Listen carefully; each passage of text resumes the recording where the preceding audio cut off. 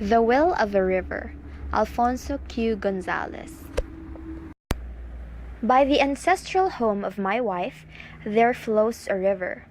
For a dozen summers, I have visited it, and almost every year, I make an effort to trace its course back to its home in the neighboring hills, for I do not regard my vacation there complete without doing that. In common with other streams of its kind, our river suffers much from summer heat. I have seen it so shrunken that fishes lay lifeless on the parched sand and gravel of its beds. But this past summer, I noticed something which I never saw before. Had I been sufficiently observant in other abnormally dry years, I am sure I could not have failed to notice the same before. One morning last April, in company with a student friend and my elder son, I started out for the hills to spend the day there by the rapids and cascades at a place called Intongaban. We followed the course of the river. After we had covered a kilometer or more, I observed that the river had disappeared, and only the dry bed was to be seen. I looked around in wonder because past our little country house and out to the sea half a mile or so away, the river was flowing clear and steadily in its usual summer column and depth. But where we stood that moment, there was no water anywhere to be seen. All about us, the wide river bed was hot and dry. On toward the hills, we pursued our way, and not until we had covered another kilometer did we see the stream again. At the point where it had spread itself so thin that it was lost at the edge of the waterless stretch of hills, we found the river deeper and stronger than as it passed by our cottage.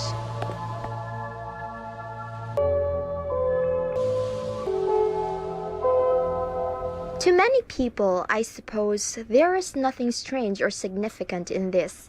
Perhaps they have seen such phenomenon more than once before. To me, however, it was a new experience, and it impressed me with the strangeness of all new experiences. But it was not merely strange to me. To me, it was highly suggestive of spiritual truths that.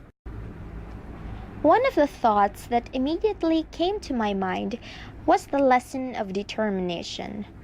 Flowing down from its cradle in the mountain, just as it was leaving the last foothills behind, it was checked by long forbidding stretch of sand. I had read of other streams that upon encountering similar obstacles irretrievably lost themselves in sand or mud. But Bakong, for that is the name of our river, determined to reach the sea, tunneled its way, so to speak, under its sandy bed, choosing, of course, the harder and lower stratum beneath, until, at last, at the end of the long obstacle, it appeared again in limpid life. I was reminded of many lives that stopped short of its great inhospitable hindrances. But I, though, most of all, who, like a river, met with well-high insurmountable obstacle, but, undismayed, continued their march, buried in obscurity, but resolutely pushing their way to the sea of their life's great goal. I thought of men like Galileo, who continued his work long after his sight had failed, of Beethoven, who composed his noblest and sublimest symphonies when already unable to hear a note, of Stevenson, who produced some of his greatest works after he was doomed to die of consumption, and of Cecil Rhodes, who was sent to Africa to die of an incurable disease, but before he obeyed the summons, carved out an empire in the dark continent. Those two resolute and sublime lives all remind us of what our river has taught us, that if we cannot overcome obstacles, we cannot undercome them. Another thought I gleaned from Bakong lay in the fact that the river was not merely determined to flow just anywhere, but to reach the sea, to reach a great end. Many manage to surmount barriers somewhere away, but they come out of us after laborious efforts, only to end in a foul and stagnant marsh or lake. How, like so many persons who in the springtime of their youth and in the summer of their early manhood showed splendid heroism against frowning odds, determined to overcome those hostile barriers, only in the autumn of their life to end in defeat, disgrace, and remorse. On the other hand, think of other lives that, like a river, kept true to the end of their course. I believe it was on our way back from the hills that the lesson of faithfulness to duty was forcefully suggested to me. The truth occurred to me that nature often fulfills her duty more faithfully than man does on his own. Is the duty of a river? It is to furnish safe and running water for plant and fish and fowl and for man and beast. Surely it does not just flow on and enjoy itself, but to play its part in the processes of nature, to live, in other words, for the rest of creation. And so it should be with the life of a man.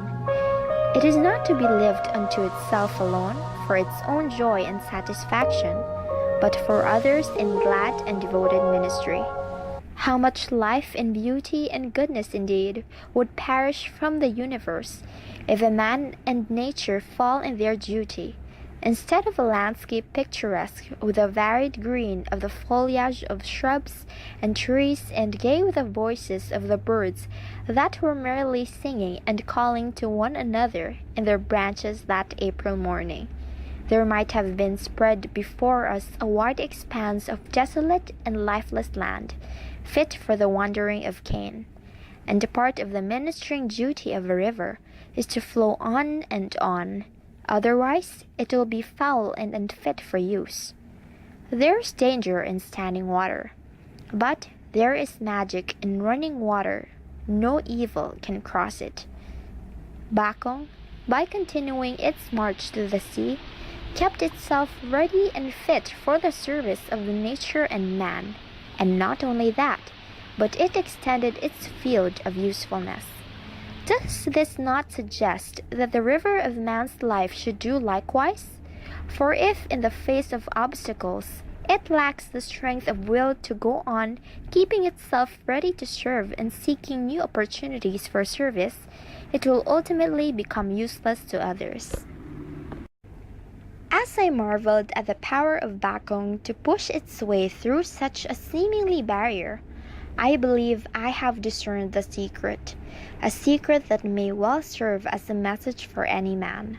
Bacchus was able to carry on, to continue its watery pilgrimage, and to reach the immensity and sublimity of the sea, only because its source is the vast and lofty mountains.